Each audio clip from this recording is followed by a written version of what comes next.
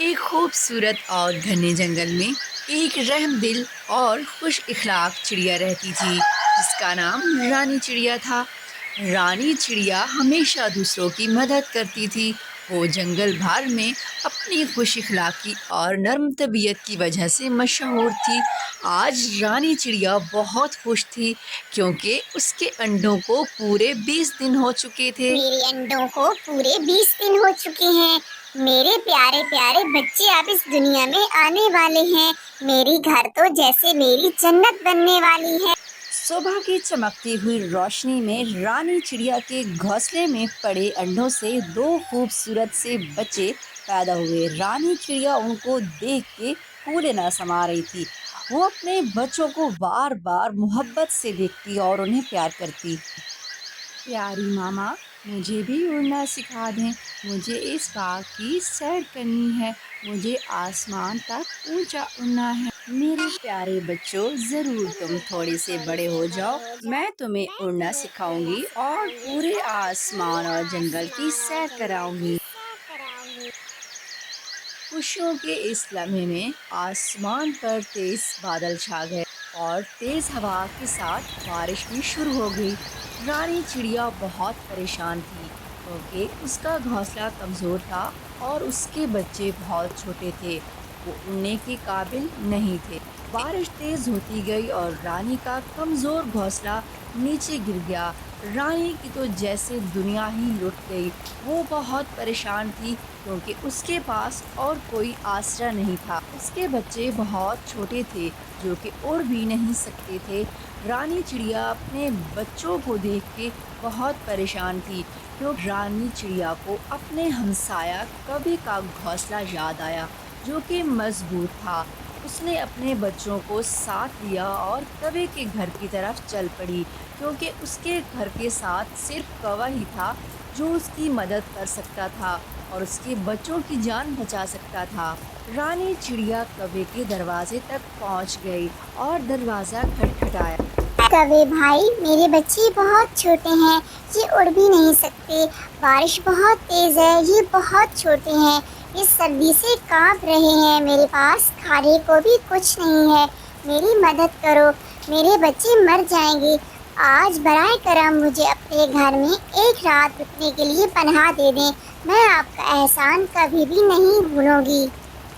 रानी चिड़िया, जैसा कि तुम जानती हो कि मेरे घर में जगह बहुत थोड़ी है और मेरे दो बच्चे भी हैं और मेरी बीवी भी है, और तुम तो जानती हो कि इस तरह के हालात में मैं तुम्हें अपने घर में जगह नहीं दे सकता। माफ़ करना रानी बहन। ये सुनते ही तो रानी चिड़िया बहुत परेशान हुई क्योंकि उसके पास आखिरी उम्मीद ही कौवे का घर था और कौवे की इस तरह से इनकार पे उसका तो दिल टूट चुका था।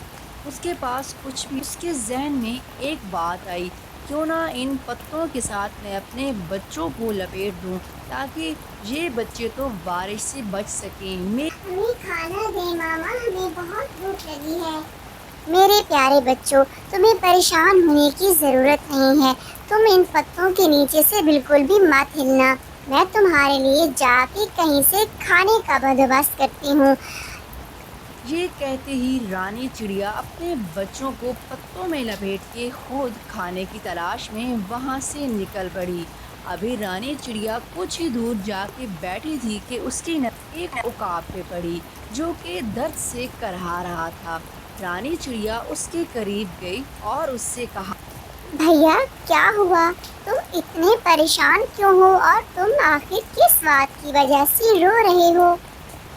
प्यारी चिड़िया, देखो मेरे पाँव में एक सख्त कांटा लग चुका है और मुझे बहुत शदीद दर्द हो रहा है। बराए मेहरबानी इसको किसी तरह से मेरे पाँव से निकाल के मुझ पे एहसान कर दो। या जैसा कि एक हसास तबीयत की चिड़िया थी, उसने फौरन ही अकाब के पाँव से कांटा निकाला और जैसे ही वो जाने के लिए मुड़ी तो ये लो एक अंडा और इसे तुम जमीन में दफना देना। अरे उकाब भाई, मैं इस अंडे का क्या करूँगी? ये अंडा मेरे किस काम का है? चिड़िया बहन, ये कोई मामूली अंडा नहीं है बल्कि ये जादुई अंडा है। तुम इसे जमीन में दफना देना और तुम्हारा एक खूबसूरत सा घर बनके तैयार हो जाएगा। रानी चिड़िया काफी हैरान हुई और उसे यकीन भी नहीं आ रहा था कि ये क्या सच भी हो सकता है। उसने अंडा फौरन ही जमीन में दफन किया और क्या देखती है कि उसके सामने एक खूबसूरत सा घर बनके तैयार हो चुका है। अरे उकाब भैया, ये तो वाकई ही बहुत खूबसूरत घर है। अब मैं और अपने बच्चों के साथ इस घर में खुशी खुशी रहूंगी। यहाँ पे तो ना बारिश का डर होगा और ना ही किसी तूफान का। मैं आपका एहसान कभी भी नहीं भूलूंगी। शुक्रिया। अब रानी चिड़िया अपने बच्चों के साथ उस खूबसूरत और मजबूत घर में रहने लगी थी।